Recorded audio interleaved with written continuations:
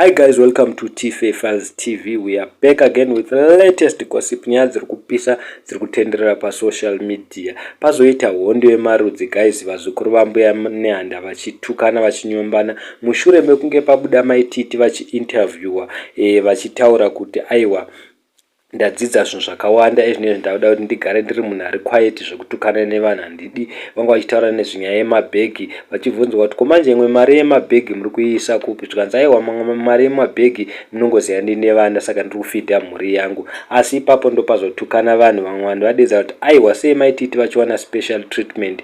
Ivo chero tete Tilda kumainterview ndivo vanovinga vanhu mujere, kwete kuti ivo Mai Titi votendera vachimbeya. Saka vanhu vatukana. Aripo mumwe munhu auya akati kusungwa hazvireve kuti wave muranda. Jeri is all about changing someone to a better person. It's not a punishment. Ndozvataurwa nemumwe munhu akati kusungwa kwacho hatisi kukuona munhu anoswera achimbeya harare yese. Saka ndizi guys kunoti kudi mumwe munhu auya akati celeb Mai Titi iceleb zveiwe vasiyana nemi tsuro dzokuti kana dzikapinda mujere dzinogona ngofiramo. Saka guys handizivi kuti munoti kudi, because Mai Titi tiri kuvaona kuzvikoro, tiri kuvaona kumashows, tiri kuvaona kumainterview, ndivo vari kuvinga vanhu. Saka vanhu ndozvavachema vakadedza kuti zvakaoma. Varipo vamwe vanhu vadedza kuti gadhi avo tiri kuvaona, tarisai muone kuti tarisai vakaita Mai Titi vanenge vanodanana. Tichazoipinda manyaya yacho toona kuti pakamira sei,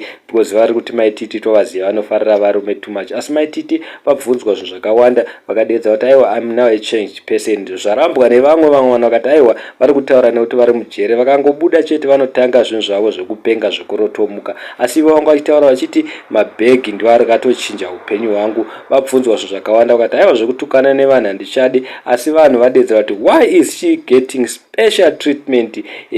Vanofanirwa kuinterviewa vari mujere Mai Titi, kwete kuti vambeya vachitenderera kumashows everywhere munongoziva mega guys. Handizivi kuti noti kudi. Thank you so much. Don't forget to subscribe.